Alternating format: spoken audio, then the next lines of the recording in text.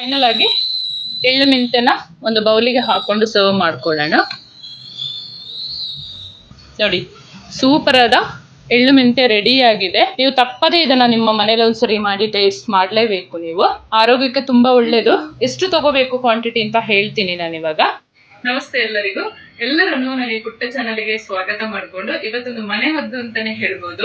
ನಮ್ಮ ಊರಿನ ಸ್ಪೆಷಲ್ ಎಳ್ಳು ಮೆಂತೆ ನಾವು ಬಾಣಂತಿಯರಿಗೆ ಮತ್ತೆ ದೊಡ್ಡವರಾದ ಹುಡುಗಿಯರಿಗೆ ನಾವು ಫಸ್ಟ್ ಇದನ್ನ ಮಾಡಿ ಕೊಡ್ತೀವಿ. ತುಂಬಾ ಆರೋಗ್ಯಕ್ಕೆ ಒಳ್ಳೇದಾಗಿರುತ್ತೆ. ಅದನ್ನ ನಿಮ್ ಜೊತೆ ನಾನು ಶೇರ್ ಮಾಡೋದು ಇಷ್ಟಪಡ್ತೀನಿ. ಬನ್ನಿ ಹೇಗೆ ಮಾಡಿ. ನಾನಿಲ್ಲಿ 1 kg ಆರ್ಗಾನಿಕ್ ಬೆಲ್ಲ ಪೌಡರ್ ಅನ್ನು ತಗೊಂಡಿದ್ದೀನಿ. ನೀವು ಬೆಲ್ಲನ ಪುಡಿ ಮಾಡಿ ಬೇಕಾದ್ರೆ ಹಾಕೋಬಹುದು. ಪೌಡರ್ ಆದ್ರೆ ಈಸಿ ಆಗುತ್ತೆ ಅಂತ ನಾನು ಆರ್ಗಾನಿಕ್ ಪೌಡರ್ನೇ ತಗೊಳ್ತೀನಿ ಯಾವತ್ತು. 1 kg ಮೆಂತೆ ತಗೊಂಡಿದ್ದೀನಿ ನಾನು. ಕ್ಲೀನ್ ಮಾಡಿ ಇಟ್ಕೊಂಡಿದ್ದೀನಿ. ನೀವು ತೊಳೆದು ಬೇಕಾದ್ರೆ ಒಣಗಿಸಿ ಮಾಡ್ಕೋಬಹುದು, ಇಲ್ಲ ಅಂದ್ರೆ ಹಾಗೆ ಆದ್ರೂ ಮಾಡ್ಕೋಬಹುದು.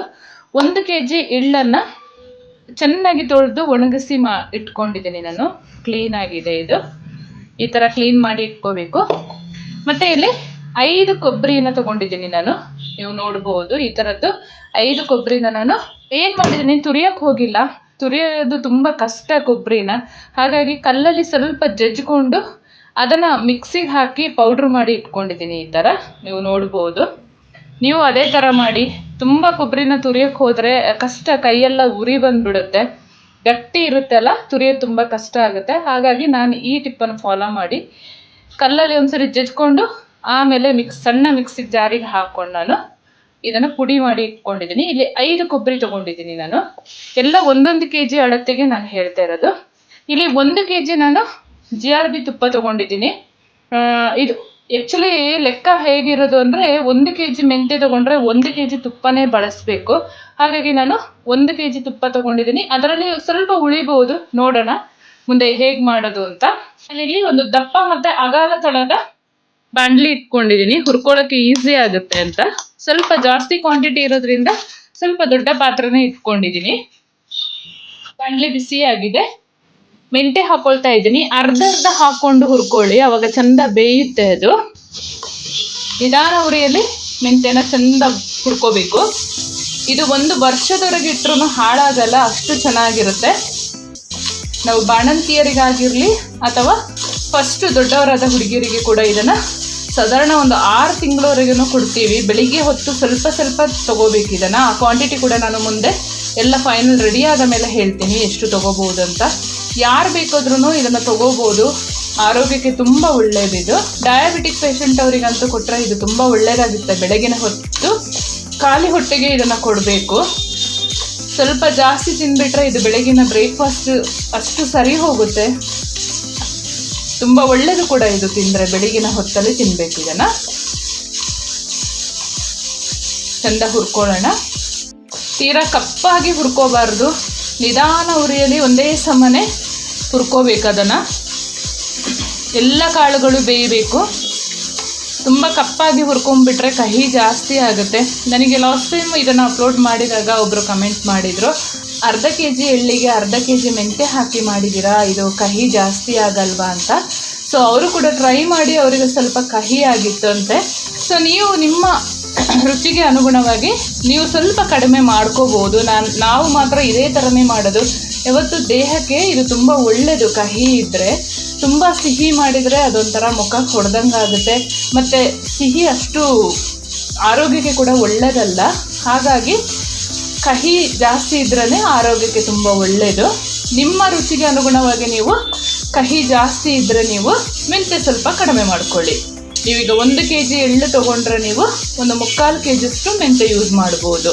ಆವಾಗ ಕಹಿ ಸ್ವಲ್ಪ ಕಡಿಮೆ ಆಗುತ್ತೆ. ಇಲ್ಲ ಅರ್ಧ kg ಮೆಂತೆ ಕೂಡ ಹಾಕೋಬೋದು, ಏನೂ ತೊಂದರೆ ಇಲ್ಲ. ನೋಡಿ, ಇದು ಮೆಂತೆ ರೆಡಿ ಆಗಿದೆ. ಈ ಥರ ಕಲರ್ ಚೇಂಜ್ ಆಗೋವರೆಗೆ ಹುರ್ಕೋಬೇಕು. ಇದನ್ನು ಒಂದು ಪಾತ್ರೆಗೆ ತಗೊಳ್ಳೋಣ. ಈಗ ಒಂದು ಪಾತ್ರೆಗೆ ಹಾಕೊಳ್ಳೋಣ. ಮತ್ತೊಮ್ಮೆ ಕೂಡ ಸೇಮ್ ಒಂದು ವಿಧಾನದಲ್ಲಿ ಮೆಂತೆ ಹಾಕಿ ಫ್ರೈ ಮಾಡ್ಕೊಳ್ಳೋಣ. ಸೇಮ್ ಒಂದು ವಿಧಾನದಲ್ಲಿ ಎಳ್ಳನ್ನು ಕೂಡ ಹಾಕಿ ಫ್ರೈ ಮಾಡ್ಕೊಳ್ಳೋಣ. ಇದನ್ನು 3 ಬಾರಿ ಹಾಕ್ಕೊಳ್ಳಿ. ಒಂದೇ ಸಲ ಹಾಕ್ಕೊಂಡ್ರೆ ಅಷ್ಟು ನೀಟಾಗಿ ಫ್ರೈ ಆಗಲ್ಲ. ಚಂದ ಎಳ್ಳು ಚಿಟಪಟ ಅನ್ಬೇಕು, ಅಲ್ಲಿ ತನಕ ಹುರ್ಕೋಬೇಕು. ಉರಿ ಮಧ್ಯಮ ಇಟ್ಕೊಳ್ಳಿ. ನಿಮ್ಮ ಊರಲ್ಲೆಲ್ಲ ನೀವು ಬಾಣಂತಿಯರಿಗೆ ಹೇಗೆ ಈ ಥರ ಎಳ್ಳು ಮೆಂತೆ ಮಾಡಿ ಕೊಡ್ತೀರಾ ಅಂತ ನನಗೆ ಕಮೆಂಟ್ ಸೆಕ್ಷನಲ್ಲಿ ತಪ್ಪದೇ ತಿಳಿಸಿ. ಕೆಲವರು ನನಗೆ ಹೇಳ್ತಾರೆ, ನಾವು ಉಂಡೆ ಮಾಡ್ತೀವಿ ಎಳ್ಳು ಮೆಂತೆನ, ನಾವು ಈ ಥರ ಪುಡಿ ಪುಡಿಯಾಗಿ ಮಾಡಲ್ಲ ಅಂತ.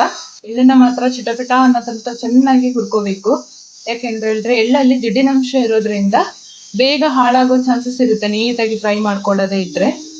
ಇದೊಂದು ಗಮನದಲ್ಲಿರಲಿ.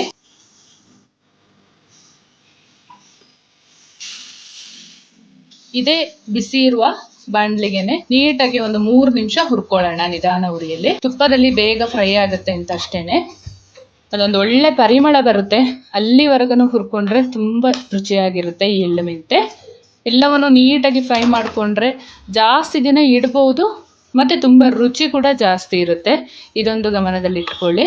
ಇಷ್ಟು ಕಲರ್ ಚೇಂಜ್ ಆಗಿದೆ, ಸಾಕಾಗುತ್ತೆ. ಈಗ ಸ್ವಲ್ಪ ತಣ್ಣಗಾಗಲು ಬಿಡೋಣ ಇದನ್ನು. ಆಮೇಲೆ ತುಪ್ಪದಲ್ಲಿ ಹುರಿಯುವಂಥದ್ದಿದೆ, ಸೊ ಹಾಗಾಗಿ ಇಷ್ಟ ಆದರೆ ಸಾಕು.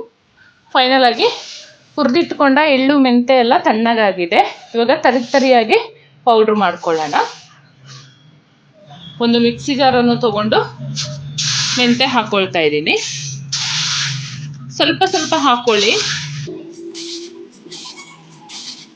ಈ ಥರ ಮೆಂತೆನ ತರ್ತರಿಯಾಗಿ ರುಬ್ಕೊಂಡ್ರೆ ಆಯಿತು. ಎಳ್ಳನ್ನ ಕೂಡ ಸೇಮ್ ಒಂದು ವಿಧಾನದಲ್ಲಿ ಹಾಕ್ಕೊಂಡು ತರ್ತರಿಯಾಗಿ ಪೌಡ್ರ್ ಮಾಡ್ಕೊಳ್ಳೋಣ. ಎಳ್ಳನ್ನ ಈ ಥರ ತರ್ತರಿಯಾಗಿ ಪೌಡ್ರ್ ಮಾಡ್ಕೊಂಡ್ರೆ ಆಯಿತು. ಎಲ್ಲ ಎಳ್ಳನ್ನು ಕೂಡ ತರ್ತರಿಯಾಗಿ ಪೌಡ್ರ್ ಮಾಡ್ಕೊಂಡಿದ್ದಾಗಿದೆ. ಇವಾಗ ತುಪ್ಪದಲ್ಲಿ ಹುರಿಯೋದು ಮಾತ್ರ ಕೆಲಸ ಬಾಕಿ ಇದೆ. ಎಳ್ಳು ಮೆಂತೆ ಫೈನಲ್ ಮಾಡ್ಕೊಳ್ಳೋಕ್ಕೆ ನಾನು ದೊಡ್ಡ ಒಂದು ಕಡಾಯಿನ ಒಲೆ ಮೇಲೆ ಇಟ್ಕೊಂಡಿದ್ದೀನಿ. ಫಸ್ಟಿಗೆ ಒಂದು 3 ಚಮಚ ತುಪ್ಪ ಹಾಕೊಳ್ತಾ ಇದ್ದೀನಿ.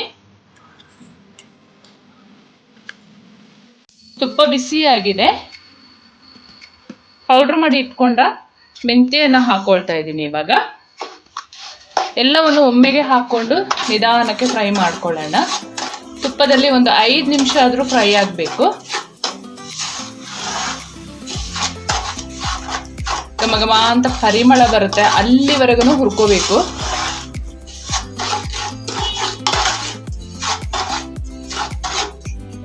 ಅಗಾಲ ಪಾತ್ರೆ ಇಟ್ಕೊಂಡ್ರೆ ಎಲ್ಲ ಪದಾರ್ಥನ ಹುರ್ಕೊಳ್ಳೋಕ್ಕೆ ಈಸಿ ಆಗುತ್ತೆ. ಹಾಗಾಗಿ ಸ್ವಲ್ಪ ದಪ್ಪ ತಳ ಮತ್ತು ಅಗಾಲ ಪಾತ್ರೆ ಇಟ್ಕೊಳ್ಳಿ.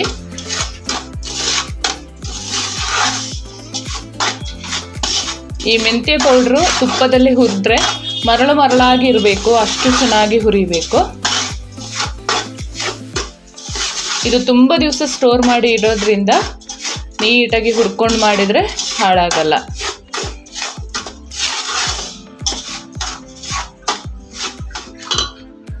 ಮೆಂತ್ಯ ನೀಟಾಗಿ ತುಪ್ಪದಲ್ಲಿ ಫ್ರೈ ಆಗಿದೆ.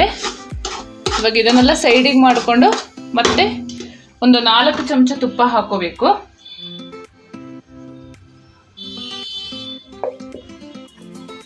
ಎಳ್ಳು ಪುಡಿ ಮಾಡಿ ಇಟ್ಕೊಂಡಿದ್ವಲ್ಲ ಅದನ್ನು ಹಾಕೊಳ್ಳೋಣ.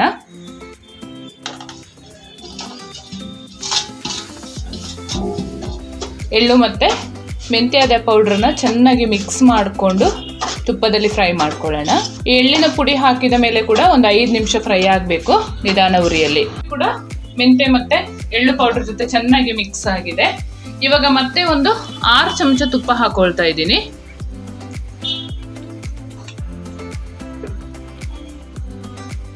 ಎಳ್ಳು ಮತ್ತು ಮೆಂತ್ಯ ಪೌಡ್ರ್ ಚೆನ್ನಾಗಿ ಮಿಕ್ಸ್ ಆಗಿದೆ.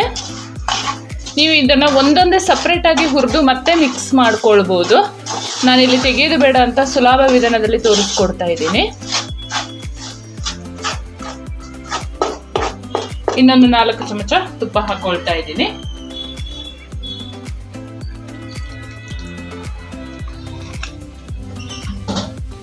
ಇವಾಗ ಫ್ರೈ ಮಾಡಿ ಇಟ್ಕೊಂಡ ಕೊಬ್ಬರಿ ಪೌಡ್ರನ್ನು ಹಾಕೊಳ್ತಾ ಇದ್ದೀನಿ.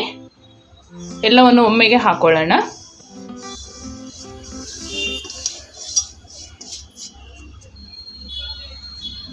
ಚೆನ್ನಾಗಿ ಮಿಕ್ಸ್ ಮಾಡ್ಕೊಳ್ಳೋಣ. ನಾನು 1 kg ಬೆಲ್ಲ ಪೌಡ್ರನ್ನು ತಗೊಂಡಿದ್ದೀನಿ, ಅದನ್ನು ಕೂಡ ಹಾಕಿ ನೀಟಾಗಿ ಮಿಕ್ಸ್ ಮಾಡ್ಕೊಳ್ತಾ ಇದ್ದೀನಿ.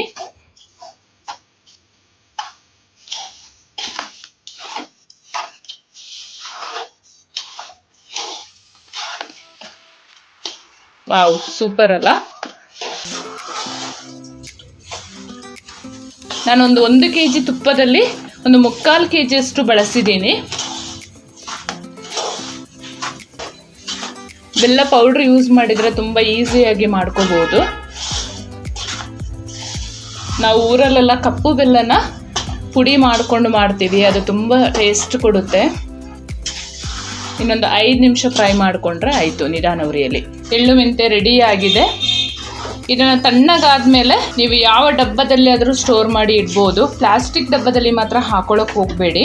ಮುಚ್ಚಳ ಟೈಟ್ ಇರುವ ಕಂಟೈನರಲ್ಲಿ ಹಾಕಿ, ನೀವು ಗಾಳಿ ಸೇರಬಾರ್ದು ಇದಕ್ಕೆ. ಫೈನಲ್ ಆಗಿ ಎಳ್ಳು ಮೆಂತೆನ ಒಂದು ಬೌಲಿಗೆ ಹಾಕೊಂಡು ಸರ್ವ್ ಮಾಡ್ಕೊಳ್ಳೋಣ.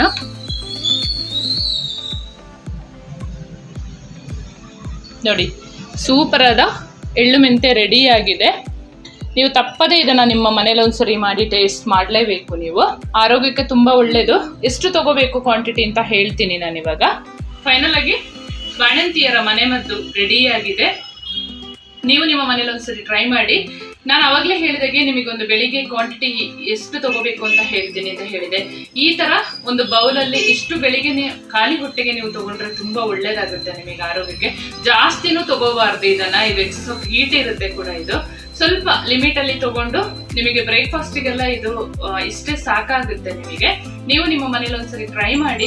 ನಮ್ಮ ಊರಲ್ಲಾದ್ರೆ ಬಾಣಂತಿಯರಿಗೆ ಇದನ್ನ 1 ತಿಂಗಳಾದ್ಮೇಲೆ ಕೊಡೋಕ್ಕೆ ಸ್ಟಾರ್ಟ್ ಮಾಡ್ತೀವಿ ನಾವು. ಆರೋಗ್ಯಕ್ಕೆ ತುಂಬಾ ಒಳ್ಳೇದಾಗುತ್ತೆ ಅಂತ. ಇದರಲ್ಲಿ ಹೈ ಪ್ರೋಟೀನ್ ಇರುತ್ತೆ. ಎಳ್ಳು, ಮೆಂತೆ, ಕೊಬ್ಬರಿ ಎಲ್ಲ ಹಾಕಿರೋದ್ರಿಂದ, ಬೆಲ್ಲ ಇದು ತುಂಬಾ ಸ್ಪೆಷಲ್ ಆಕ್ಚುಲಿ. ಇದಕ್ಕೆ ಹಾಕಿ ಮಾಡಿದ್ರೆ ತುಂಬಾ ಚೆನ್ನಾಗಿರುತ್ತೆ. ಹಾಗೆ ದೊಡ್ಡವರಾದ ಹುಡುಗಿಯರಿಗೆ ಕೂಡ ಇದನ್ನ ನಾವು ಕೊಡ್ತೀವಿ. ಇದನ್ನ 12 ದಿವಸ ಆದ ಮೇಲೆ ಕೊಡೋಕ್ಕೆ ಸ್ಟಾರ್ಟ್ ಮಾಡ್ತೀವಿ.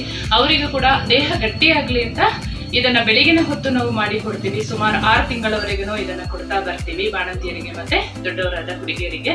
ನಮಗೆ ಇದೇ ದೇಹ ಗಟ್ಟಿಯಾಗ್ಲಿಕ್ಕೆ ಇದನ್ನೇ ಕೊಟ್ಟು ನಮಗೆ ತುಂಬಾ ಆರೈಕೆ ಮಾಡ್ತಾರೆ. ಅದರಿಂದ ತುಂಬಾ ಒಳ್ಳೇದಾಗುತ್ತೆ ಅಂತ ನೀವು ನಿಮ್ಮ ಮನೆಯಲ್ಲಿ ಟ್ರೈ ಮಾಡಿ ಒಂದ್ಸರಿ. ನಿಮ್ಮ ಮನೆಯಲ್ಲಿ ಹೆಣ್ಣು ಮಕ್ಕಳು ಇದ್ರಲ್ಲ, ಈ ತರ ಮಾಡಿ ಕೊಡಿ. ಅವರಿಗೂ ಕೂಡ ತುಂಬಾ ಆರೋಗ್ಯಕ್ಕೆ ಒಳ್ಳೇದಾಗುತ್ತೆ. ಹಾಗೆ ನೀವು ನಿಮ್ಮ ಮನೆಯಲ್ಲಿ ಹೇಗೆ ಬಾಣಂತಿಯರಿಗೆ ಮನೆ ಮದ್ದನ್ನ ಮಾಡ್ತೀರಾ ಅಂತ ನನಗೆ ತಿಳಿಸಿಕೊಡಿ. ನಿಮ್ಮ ಕಮೆಂಟ್ ಓದಲು ನನಗೆ ತುಂಬಾ ಇಷ್ಟ ಆಗುತ್ತೆ. ಹಾಗೇನೆ ನನ್ನ ಚಾನಲ್ನ ಯಾರೆಲ್ಲ ಸಬ್ಸ್ಕ್ರೈಬ್ ಮಾಡಿಲ್ಲ, ಪ್ಲೀಸ್ ಸಬ್ಸ್ಕ್ರೈಬ್ ಮಾಡ್ಕೊಂಡು ನೋಡಿ. ಹಾಗೆ ಪಕ್ಕದಲ್ಲಿರುವ ಬೆಲ್ ಬಟನ್ ಅನ್ನು ಕ್ಲಿಕ್ ಮಾಡ್ಕೊಳ್ಳಿ. ಮುಂದೆ ಅದ್ಭುತವಾದ ಹೊಸ ರೆಸಿಪಿಯೊಂದಿಗೆ ಸಿಗ್ತೇನೆ.